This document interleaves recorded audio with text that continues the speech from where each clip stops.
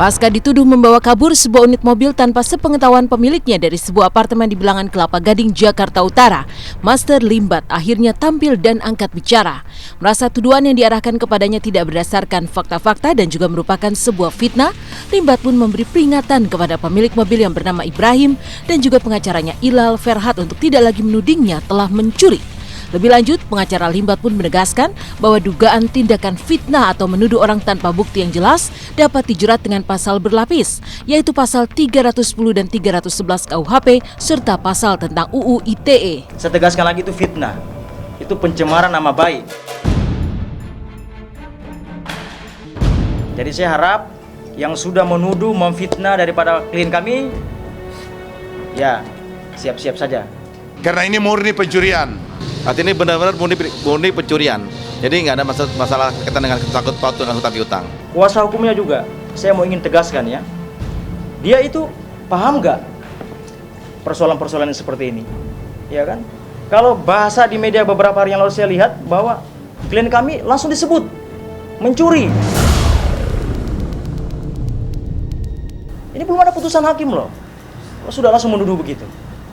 Ini masih proses penyelidikan. Jadi kalau kita lihat dari sisi hukumnya, tindakan mereka ini sudah melanggar pasal 310, 311 KUHP dan pasal 27 ayat 3 Undang-Undang ITE. Menampik tudingan bahwa ia telah mencuri, Limbat pun menjelaskan kronologi kedatangannya ke apartemen tersebut, yaitu karena diminta oleh wanita bernama Linda. Limbat mengaku tak tahu menahu sebelumnya maksud ia dipanggil ke apartemen tersebut. Belakangan setelah Limbat pergi, ternyata bersama dengan waktu hilangnya mobil, seperti yang terekam dalam kamera CCTV apartemen. Tak ayal, Master Fakir Magician ini pun langsung serta-merta dikait-kaitkan dengan peristiwa kehilangan mobil yang dimaksud. Lantas apa yang membuat nama Limbatlah yang justru pertama-tama disebut? Kronologisnya itu seperti ini.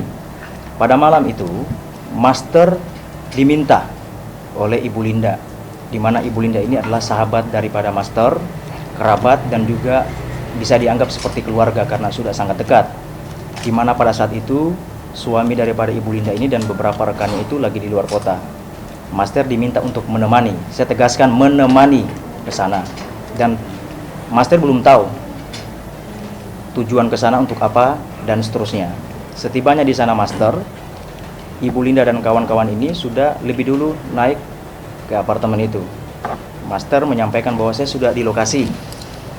Turunlah kembali untuk menjemput. Master bertanya, "Kita kenapa di sini?" Katanya ada urusan utang piutang. Kira-kira seperti itu. Master dibawalah ke atas. Tiba di atas, Master nggak tahu apa-apa. Tidak tahu apa yang akan terjadi dan seterusnya. Karena di situ orang yang dimaksud tidak ada, orang yang dicari tidak ada. Master turun dan pulang. Turun dan pulang. Saya tegaskan turun dan pulang ke rumah. Belakangan ada pengakuan dari saudara Ibrahim bersama kuasa hukumnya bahwa Master membawa lari mobil. Saya tegaskan bahwa itu tidak benar, itu fitnah yang tidak ada dasarnya sama sekali. Tidak ada settingan dan rekayasa di dalam menyangkut masalah, apalagi menyangkut kasus pencurian. Itu sangat memalukan. Di sini.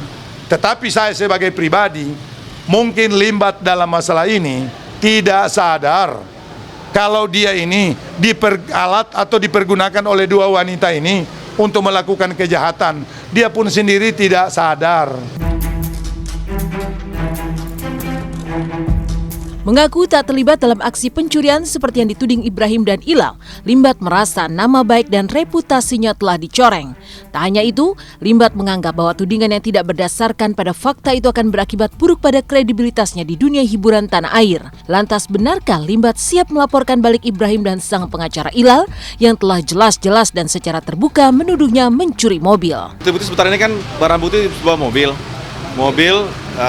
yang digunakan dan mobil yang dicuri dan berikut dari kunci dan lain-lain. Setelah itu bukti CCTV dan bukti-bukti para saksi-saksi. Tindakan selanjutnya saya kira ini sudah cukup mengganggu, ya, sudah cukup menjabarluaskan informasi yang tidak benar. Jadi, ya, nanti kita akan konsultasikan apakah kita melaporkan yang bersangkutan ataukah tidak. Saya pikir itu upaya hukum yang nantinya akan kita lakukan, tetapi ini masih dalam proses pembicaraan.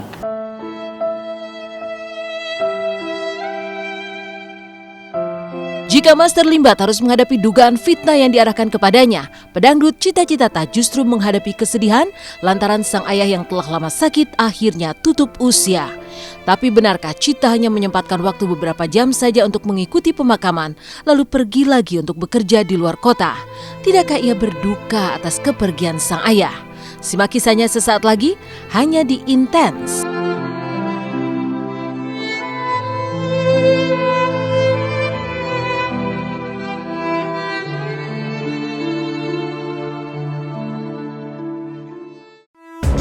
Selamat pagi pemirsa, kembali lagi bersama saya Mila Rahmawati. Dari masalah dugaan fitnah yang kini dihadapi oleh Master Limbat, kabar duka datang dari pedangdut Cita Citata atas kepergian sang ayah kemarin. Datang ke Bandung untuk mengikuti prosesi pemakaman sang ayah. Benarkah Cita sampai jatuh pingsan tak sadarkan diri? Tapi apa yang membuat Cita langsung bergegas menuju bandara pasca pemakaman padahal ia masih dalam keadaan berkabung? Benarkah demi pekerjaan Cita tidak ingin berlama-lama menemani keluarganya yang sedang berduka?